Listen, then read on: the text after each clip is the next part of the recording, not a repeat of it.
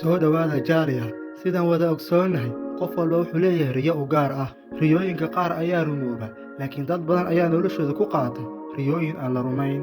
filimka maanta waxaa kaluu inoo sheegayaa qoys doonaya inay iibsadaan guri u gaar ah, laakiin noloshu waxay ku imtixaamaysaa si aad u adag. waana sheeko aad u macaan oo qiiro leh. markaa filimka wuxuu ku bilaabanayaa nin la yidhaahdo faasuu oo qoyskiisa la yimid inay ku noolaadaan guri kiro ah. qoyskiisu waxay ka kooban yihiin xaaskiisa iyo 2 carruur ah oo la kala yidhaahdo baraabow iyo aartii. dhammaantood waxay ka soo jeedaan qoys tabaqada dhexe ah. faasuu wuxuu ka shaqeeyaa warshad isagoona maamula xisaabaadka. laakiin isla markii ay qoyskan u soo guureen gurigan, baraabow iyo aartii ma jecla guriga inuu aad u yar yahay awgeed. waxaas intaa u sii dheer, mulkiilaha gurigu waa nin aad u xanaaq badan. baraabowna wuxuu weydiiyaa aabbihiis sababta ay gurigii hore uga soo guureen maadaama uu ka fiicnaa.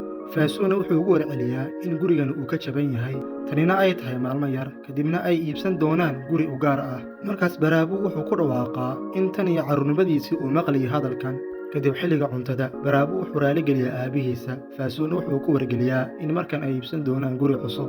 qoyskuna way ku wada farxaan. kadib markii ay waxoogaa raadiyaan, waxay arkeen guri dabaq ah oo wanaagsan oo aan weli diyaar ahayn, waxayna qaadan doontaa wakhti inuu diyaar noqdo. haddii uu rabo inuu iibsado, waa inuu marka hore sii horbixiyaa lacagta. wakiilkana wuxuu u sheegaa faasuu in qiimaha guriga uu yahay 15 laag. faasuuna aad buu u murugoodaa markuu maqlay tan, maadaama lacagta uu haysto aysan gaaraynin qiimaha barkiisa, uusanna iibsan karin. kadib isagoo niyad jabsan wuxuu ku soo noqdaa qoyskiisa. qoyska inteeda kalena way la murugoodaan. kadib aartii ayaa soo jeedisa fikrad cusub, waxayna la wadaagtaa inay taargetkooda ka dhigtaan muddo sannad ah, ayna bil kastaa aruuriyaan lacagta, kadibna ay awoodi doonaan inay iibsadaan guriga. faasuuna sidoo kale aad buu u farxaa markuu maqlay tan.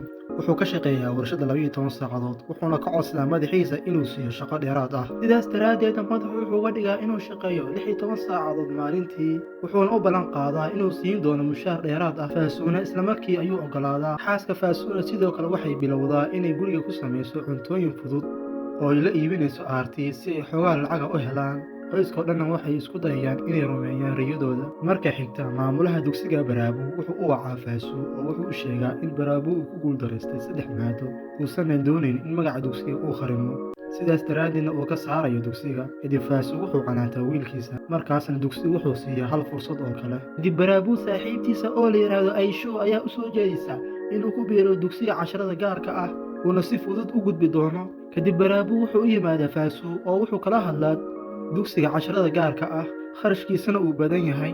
sidaas oo ay tahayna faasuu wuxuu oggolaadaa inuu bixiyo kharashka dugsiga. kadib waxbarashada baraabowna way soo yar fiicnaataa, halka saaxiibta baraabow aysho ay had iyo jeer la joogto isaga. ugu dambayntii, imtixaanka fasalka 12aad ayaa yimid. markuu baraabow yimid hoolka imtixaanka, wuxuu si buuxda u naxaa markuu arko warqadda imtixaanka, waxaana ka muuqda walwal aad u fara badan. cabsidan awgeedna ma uusan awoodin inuu si fiican uga shaqeeyo imtixaanka. markay natiijadu timaado, baraabow wuxuu ka gudbaa buundooyin aad u hooseeya. buundooyinkaasna kuma filna inuu deeq waxbarasho ka helo kuliyad kasta. arrintaasna waxay jebisaa qalbigiisa, laakiin aysho way ku guuldaraysataa. sidaas daraaddeedna baraabow wuxuu isku dayaa inuu u qalbi qaboojiyo, laakiin aysho way ka tagtaa. sidoo kalena faasuu wuxuu ka niyad jabaa buundooyinka hoose ee baraabow. haddii uu rabo inuu geliyo kuliyad fiican, inuu bixin doono kharash aad u fara badan. wuxuuna weydiiyaa baraabow kuliyadda uu jecel yahay. baraabowna wuxuu ugu jawaabaa inuu jecel yahay mechanical engineering, kharashkeedana uu aad u fara badan yahay. markaas faasuu wuxuu u sheegaa wiilkiisa inay dib u dhigi doonaan qorshaha guri iibsiga, laakiin hadda mustaqbalkiisa ugu muhiimsan yahay. subaxdii xigtana waxay yimaadaan kuleejka. maamulan wuxuu kula taliyaa inuu galo kuliyadda IT-da, sidaasna ay u fursad fiican tahay. markaas faasuu wuxuu u sheegaa wiilkiisa baraabow inay raacaan talada maamulaha maadaama uu aqoon badan yahay, kuliyaddanna ay mustaqbalkiisa wanaajin doonto. kadib baraabow inkastoo aanu rabin kuliyadda, haddana wuxuu u oggolaadaa si uu aabbihii uga farxiyo. kadib markii uu yimid kuliyadda, maalintii ugu horreysay wuxuu la kulmaa nin la yidhaahdo maanooj, wayna saaxiibaan. maanoojna wuxuu ahaa mid aad ugu sarreeya waxbarashada, laakiin baraabow midaas muusan ahayn. markay macallimiintu su'aalo weydiiyaan, maanooj si fiican buu uga jawaaba, halka baraabowna had iyo jeer la canaanto. macallinkuna wuxuu u sheegaa inuu luminayo lacagta qoyskiisa si adag ay usoo shaqeeyeen. ugu dambayntii, faasuu wuxuu ku guulaystaa inuu aruuriyo lacagtii guriga, isaga iyo qoyskiisana aad bay u farxaan. kadib faasuu wuxuu yimaadaa wakiilka isagoo kala hadlaya diiwaangelinta guriga. wakiilkuna wuxuu u sheegaa in qiimaha guriga uu laba jibaarmay maadaama shirkad weyn laga agfuray. markuu maqlay tan, faasuu qalbigiisa wuu jabaa. dhanka kale, baraabow wuxuu ku guuldaraystaa maado ka mid a imtixaanka, sidaas awgeedna wuxuu go'aansadaa inuu joojiyo waxbarashada, wuxuuna u soo dhaqaaqaa dhanka guriga, halka aabbihiisna uu ku arkayo xafiiskiisa kombuyuutar yaala. markii uu galay qolka maamula, wuxuu ogaadaa in maamulihii uu xanuunsaday. wiilkiisa wiilkiisana uu sii wadi doono shaqada, wuxuuna ka codsadaa in kombiyuutarka laga qaado maadaama aanu aqoon. Kadib habeenkii wuxuu u sheegaa qoyskiisa in lagu amray in muddo bil ah uu ku barto kombiyuutarka, wuxuuna wiilkiisa Baraabu ka codsadaa inuu garabkiisa istaago. Hadalkaasna uu qalbigiisa taabanayo. Kadibna Baraabu wuxuu dib ugu laabtaa waxbarashada. Kadib saaxiibkiisa ayaa u sheega inuu isagana ka tegi lahaa jaamacadda haddii uu ka bixi lahaa maadaama uuba ku dhacay 3 maado. Waxayna isla go'aansadaan inay dadaalaan. Kadibna waxay bilaabaan inay shaqeeyaan si ay u dabaraan wixii u baahdaan. Kadibna qoysku ay farxaan maadaama Faasuu uu ku baasay imtixaanka kombiyuutarka, wuxuuna u sheegaa wiilkiisa Baraabu inuu iska dayo shaqada uuna xoogga saaro waxbarashadiisa. Uuna ogaaday markii uu soo dhawaaday. Kadib si lama filaan ah waxa u dhacay Faasuu, waxaana loola cararay isbitaalka. Waxaan ogaanaynaa in xidid wadnaha uu hayo. Doktorkuna wuxuu u soo jeediyaa in qaliin lagu sameeyo. Kadib markuu soo neexay way ku wada farxaan, balse wuxuu la haraa Baraabu wuxuuna weydiiyaa waxa dhacay. Baraabuna wuxuu u sheegaa in kaydkii lacagta lagu daaweeyey uuna ka niyad jabay hadalka.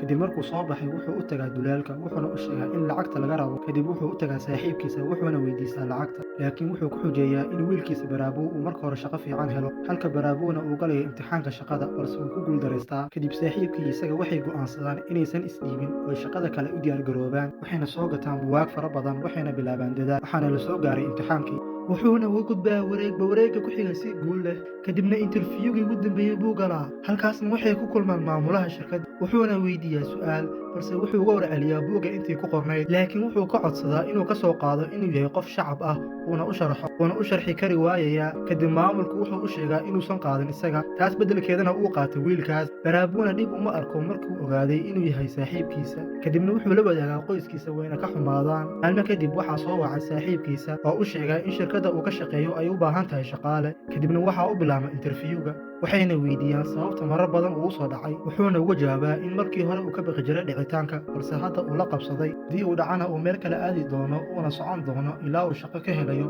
Hadalkaas oo ay ku qanceen awgeed ay ku qaataan, wuxuuna si farxad leh ula wadaagaa saaxiibkiisa. Kadibna wuxuu si farxad leh u bilaabaa shaqada. Kadib wuxuu waalidkii la wadaagaa in bangiga u oggolaaday inuu lacag deena qaato. Kadibna waxay yimaadeen gurigii ay ku haminayeen, waxayna la kulmaan dulaalka. Muddo kadib qoyska waxaa u yimaada Faasuu walaalkii, wuxuuna u sheegaa in RT uu helay wiil guursada oo ka soo jeeda reer hanti leh, aysanna u baahnayn wax hanti ah. Maalin kadib waxaa yimaada reerka wiilka, waxayna ku wargeliyaan inaanay doonaynin lacagta arooska, balse keliya ay rabaan inay bixiyaan kharashka arooska. Maadaama aanay qoysku haysan lacagtaas, waxay isku raacaan inay ku bixiyaan lacagtii bangiga laga soo qaaday. Arooskiina sidaas buu ku qabsoomaa. Kadib Faasuu wuxuu wiilkiisa Baraabu u soo jeediyaa inuu guursado gabar ka soo jeeda reer hanti haysta, waxayna bilaabaan inay u diyaar garoobaan. balse si lama filaan wuxuu u arkaa saaxiibtiisii hore oo carwada ka shaqaysa, waxayna ku noqotaalayaa. Kadib markii ay kulmeen wuxuu u sheegaa inuu marar badan raadiyay balse uu waayay.